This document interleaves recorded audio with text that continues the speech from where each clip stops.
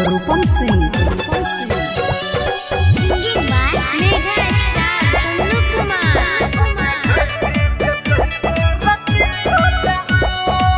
देखो क्या हमरा किया छोटई छौआ किया छोटई छौआ कथी ले सब तू भेल छे तबा रे भेल छे तबा अरे बोल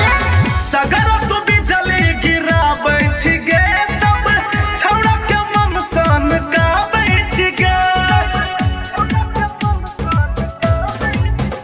हमर रास्ता नहीं छे कतू हटना हटना गे मेकअप के निकल भी अगर एतना कहते घट जतही गोर की घटना मेकअप के निकल भी अगर एतना कहते घट जतही गोर की घटना मिक्स बाय रूपम सिंह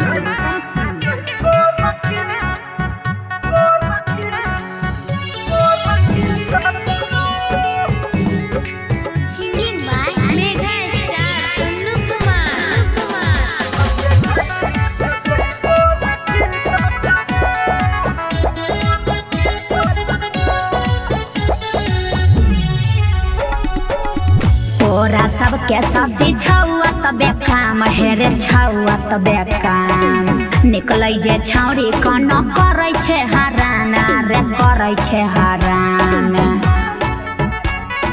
चल हट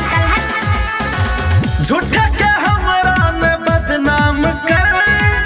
सगरो तोरे चलै छौ लहर हमरा फेरा में पड़े तू मतना गे मेकअप के निकल भी अगर एतना